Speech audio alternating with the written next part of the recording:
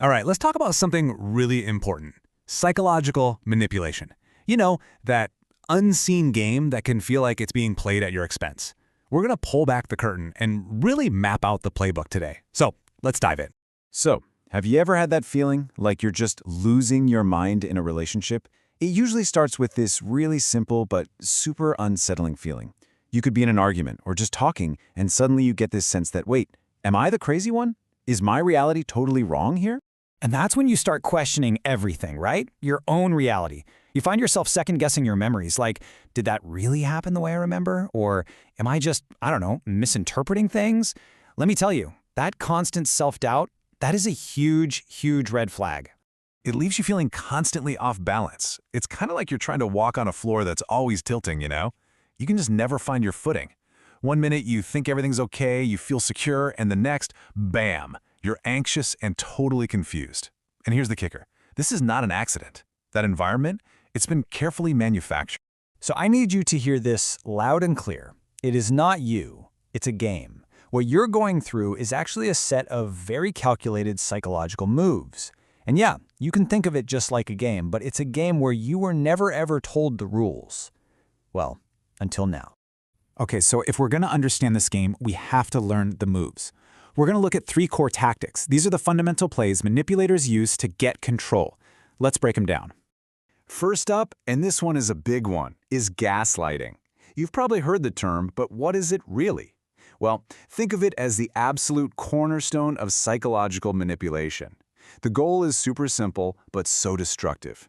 It's to make you doubt your own memory, your perception, your sanity, until their version of reality starts to feel like the only one. And it sounds a little something like this.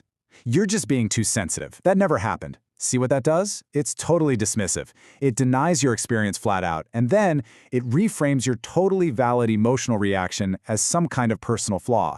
You hear that enough times, and yeah, pretty much anyone would start to question their sanity. Okay, tactic number 2 is called triangulation. This is where they introduce a third person into the dynamic. Now, this isn't necessarily a romantic love triangle, okay? It's about bringing an outsider in. Could be a friend, an ex, a coworker, anyone really, to create insecurity, jealousy, and competition. It's all about knocking you off balance. So you might hear something like this. You know, everyone else thinks I'm right. Even my ex agrees with me. By bringing in this outside opinion, especially one that's totally irrelevant, right? The manipulator instantly creates this us versus you situation. They're not just saying you're wrong, they're saying you're completely alone in how you see things. And the third core tactic, this is the one that really gets you hooked. It's called intermittent reinforcement. It's basically the reason it feels so impossible to leave. It's a pattern of giving you validation and affection, but totally unpredictably. It's mixed in with periods of just neglect or disapproval. It works exactly like a slot machine in Vegas. You just keep pulling that lever, hoping for that jackpot of affection that you know comes, just never when you expect. So what does that look like? Well, one day, they're your biggest fan. They're showering you with praise. And the next, it's like you don't even exist. This hot and cold stuff creates this incredibly powerful craving for their approval. The highs feel so good, but only because the lows are so painful. You basically get trained to work harder and harder for those little crumbs of validation. So, what's the point of all this? What's the goal here? It's not just about them winning arguments or being right. No, the ultimate endgame for all these tactics is to create something called the dependency trap. And here's how it all fits together like a twisted puzzle. Look, gaslighting makes you doubt yourself. Then triangulation comes in and makes you feel insecure and totally alone. And finally, that intermittent reinforcement makes you desperately crave their approval. You see how that works? The result of this toxic cocktail is complete psychological dependency on the very person who is causing all your pain. But here's the good news. Once you know the game, you can completely change how you play it.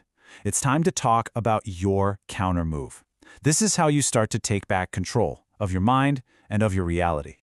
Okay, so your most powerful defense is probably not what you think. It's not about arguing back, or fighting harder, or playing their game. It's something called silent observation. You're going to shift from being a player, caught up in all the drama, to being a scientist, calmly studying a phenomenon. So how do you actually do this? It's a few simple steps. Number 1, you have to step back emotionally. Just detach. 2, and this is absolutely crucial, stop defending yourself. That's the fuel for their fire. Instead, you just observe. Watch their behavior like you're a scientist. There's the gaslighting. That's triangulation. You're no longer reacting, you're gathering data, not drama. And that clarity, that becomes your shield.